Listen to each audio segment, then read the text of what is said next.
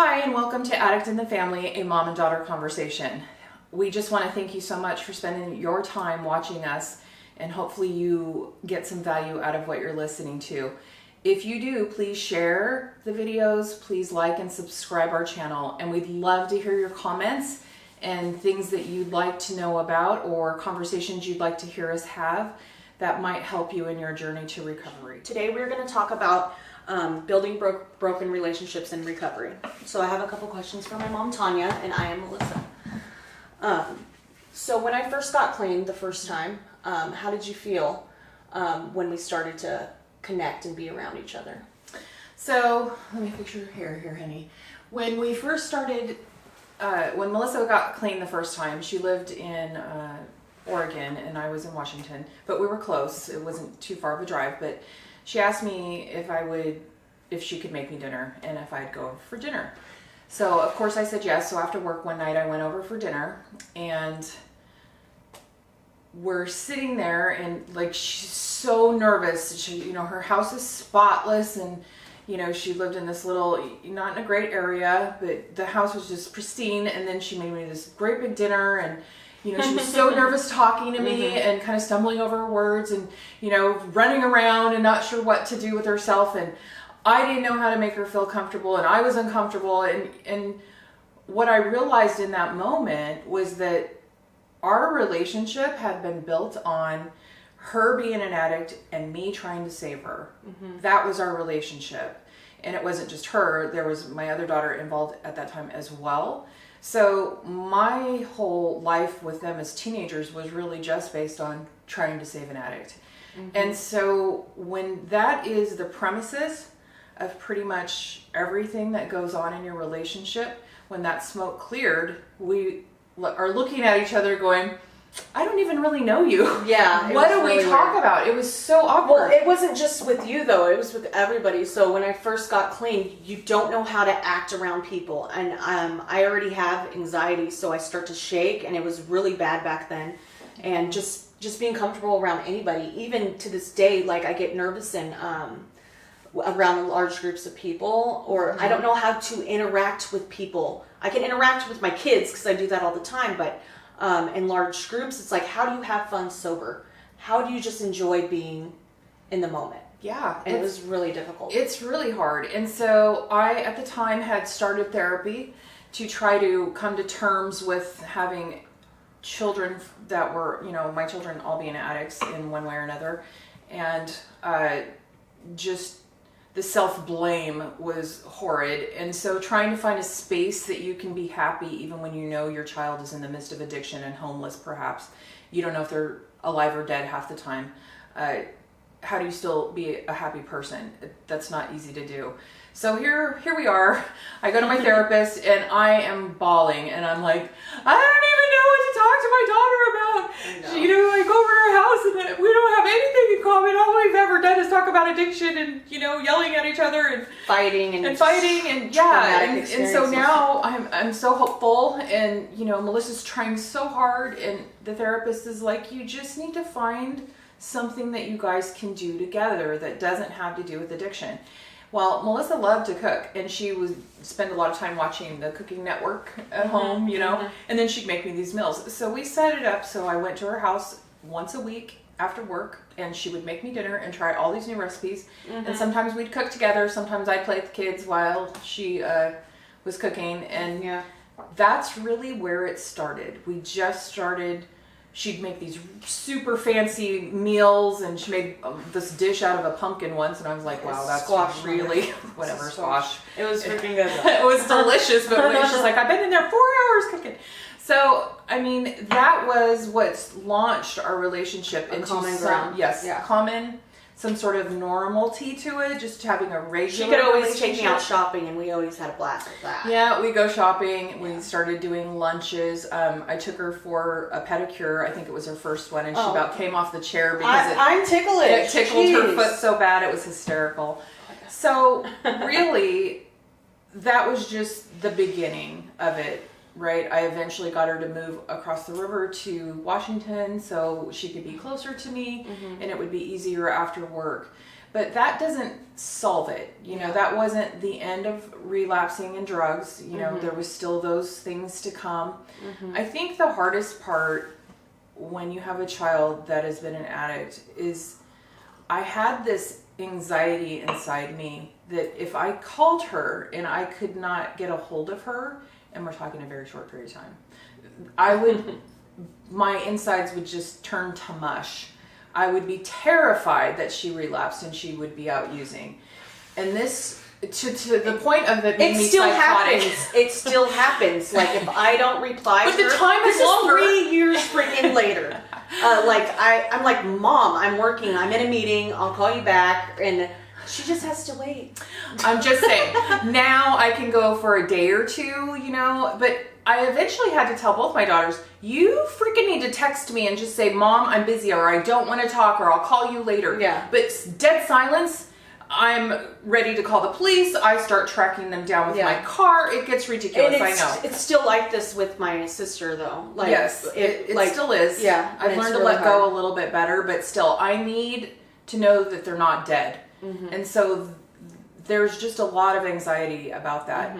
So once, there had been a relapse, like Melissa mentioned, and then there was a second one. And, every time Melissa was quicker at picking herself back up and, getting back on that horse, and we would just, we're going to do it again, whatever it takes. We're going to get back on methadone. We're going to go back to the meetings. We're, whatever we're going to do to get on that straight and narrow. I think, even the third time, this last time that she got clean, once I realized just as bad things happen, life happens, relationships go wrong, your kids are driving you nuts, deaths. As those things happen, I'm always waiting for the ball to drop. And the anxiety was super hard to get over, and not having a relapse be my first thought, not, when she walks in the door, looking in her eyes to see if, she looks loaded. Yeah. Those kinds of things took years to not be my first thought. And I don't know that they ever go away completely. Yeah. I think I try really hard to stay close to Melissa. We both have busy lives. We both work full time. She has kids. But another thing that really brought us together, Evan, my nephew, he's been living with me for a while, and we try to basically co-parent, and Mom, he's lived with me for almost 6 years now, but Mom has, she's involved with his counseling and everything, and we're always talking about him and basically co-parenting, and she does a lot for us, and I think that has kept us going too with the kids and stuff. You have to learn to trust, and the trust is super hard, and it doesn't come easy, and it comes with a lot of tears and a lot of anger. Those are the things that are hard to get over.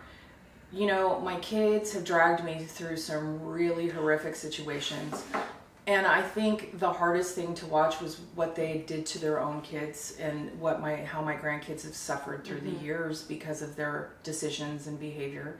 And not directly. I mean, my daughters are wonderful mothers. They're never purposely bad parenting, but it happens anyway. When you're an addict, you're not going to be at your best parenting skills. You're even going if to you make weren't bad even decisions. if you weren't like, you hear those horrible stories of mothers starving kids and things like that. It wasn't like that for me. I was a busy mom, but using. So I was there to do the basic necessities, but my mind was gone somewhere else. It was always focusing on the drugs and not my child. And and the thing to know is that it doesn't matter how angry I am at the behavior or upset with my child. I could never hurt them more than they hurt themselves, or make them feel any worse than they could possibly feel on their own without my help. I'm not here to make my children feel guilty. Does that mean that I've never exploded and told them just what I thought of their behavior? Absolutely not. I am human. I have told them how fucked up some of the shit that they've done. I've gotten in their face. Their decisions have affected me many, many, many times in my relationships, in just my everyday life of having to take care of grandkids. of having to cash in 401ks to put them through treatment. So hopefully, That wasn't me though. That was Amanda. I cashed in 3. One was you, 2 was I don't Amanda. remember this. I don't remember. Of course, selective memory. But it doesn't matter. Those Yeah. things are just material to me. My goal in life has always been to see my kids healthy and happy, and raising their kids to be healthy and happy. And so whatever it takes to do that, having boundaries is a big challenge as well when you're dealing Yeah. with addicts, especially when there's grandkids involved. It is just It's really hard. It's hard. It can be devastating. There's so much anger that goes along with it, and the anger really hit as they got older and the kids started having kids. That's really when I got really angry with them. And I had to work through that in counseling, and it took a lot of years. Forgiving was never the problem, because forgiving for me was in the moment. Yeah. I mean, I knew what was happening and what they were doing wasn't what they wanted to happen and what they wanted to do. They were out of control with their own selves and their own minds. How do you think you're handling me being sober and being responsible, and me also going on 33? Do you feel like you still have that overprotectiveness with me? I do. And how are you letting go and being able to trust me to grow up, basically? Even though I am 33, it's like we're back in our teen years. You know what I mean? I know.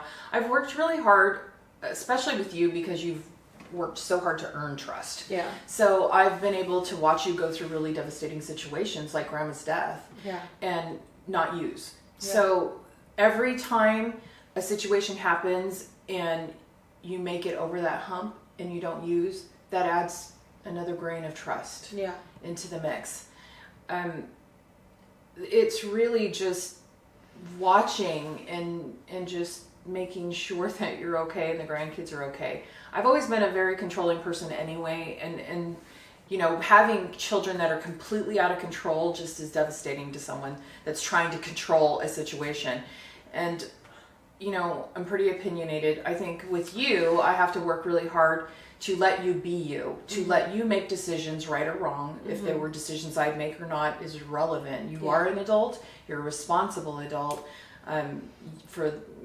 You pay your own bills, you work so hard to do everything on your own. You just bought your first car. I mean, these are things that you have work to do. So I work really hard to just step out of your life as far as, by being bossy. I'm trying more to just find time and space that we can just be together. Yeah. And just That's visit hard with and go to busy dinner. schedules. It's super hard. Yeah. I think this project, though, is really kind of taken us to a next level. Yeah. To where we can actually do something like that and focus on something that's so important and so critical, and we get to spend time together. I know, and it's strange because me and my mom we try to avoid talking about the past. So this is very new. We haven't talked about these situations. That's why it's so hard for us. Yeah, We've even never listening. been through therapy together. No. Even listening to your story's new to me. Yeah. But I don't judge my daughters. There is literally nothing my daughters could do that would make me disown them or not be with them, or any of my kids for that matter. I'm never going to give up on them. I think as parents, boundaries are super important. I probably 10 years ago, I told my daughters, you'll never live with me again. I can't let you live with me. It hasn't done anybody any good. You living with me has enabled you more than it's allowed you to be clean. Yes. And so that was a line I drew in the sand. So I can never go to mom's. Not to stay. So, but within that since then, my younger daughter has literally been living in cars, homeless. God knows where she stayed. And I cried myself to sleep for 6 months while I knew she was homeless. And I also knew, had I not been in a loving relationship with my spouse and living with him, that I probably would have broke that promise and let her move in. Yeah, you totally would. So I was grateful that I was in the relationship I was, because it helped me be strong. And that's a boundary you have to keep. I have to, as hard as it was. But she does, so it's hard to have my sister stay the night. I have to make my own boundaries to keep myself safe. So my mom does let Amanda come over once a week to stay the night with her son, and that's really important to my sister. And I'm happy that my mom allows her to do it because it's something I can't do right now. Yep, yep. And she comes over, but that's for minimal time. It's hard for me to be around her. Yeah, and you guys have right now. Yeah, she's Right not now. in recovery. I mean, you have to do what keeps you safe and keeps you on the right track. It's easier for me to have her around. She's my daughter. First of all, I love her to death and would do anything for her. And I know that her son needs time with her too, and she needs time with her son. So of course I'm going to do what I can to help that situation. Yeah. But I pay for her cell phone. That drives my husband insane. But I do it because she will answer that phone when I call most of the time. And if I threaten to shut it off, she definitely calls. She calls. So, but it allows me, and no matter what's going on or where she may or may not be living, it allows me to reach her and know that she's alive. So for my own peace of mind and for my own ability to sleep at night, that's a boundary for me. I'm going to pay her cell phone. I'm okay doing that. It's different for everybody. Boundaries are super hard to figure out what's right and what's wrong. Where's the line between, enabling and helping? It's just when you got little kids involved, grandkids, that even adds a whole nother level of boundary. Yeah, for sure. It's hard. But what I learned through just, experience in therapy is that no one can tell me what my boundary is. I have to know if my daughter ODs and dies tomorrow, I have to know that I did everything within my power that I thought it should have been done for me to live through it. And that's how I gauge what my boundaries are. That's the bottom line. I have to know. I can't have someone else tell me that you can't do that for your kid. That's not right for you to do or not do. And me not agree with that. It has to come from me and inside me. It has to be your decision. Yes, my husband doesn't get to set those boundaries for me. He does tell me, and we does have put his conversations. opinion. Yep, he there. definitely gives me his opinion, and he has a right to his opinion. This is also his home, and if it were up to him, Mandy probably wouldn't be here while she's using, but I need to have her here. I need to see her. I need to know that she's okay. And Evan needs to see yes, her. and her son. And so that's just the way it is. That's how I've chosen to handle that situation. Yeah. Is it right? Is it wrong? I don't know. I don't care. It's right for me. And that's what matters. Well, good job. I love you. I love you too. Thank you guys for joining us. We will see you next time.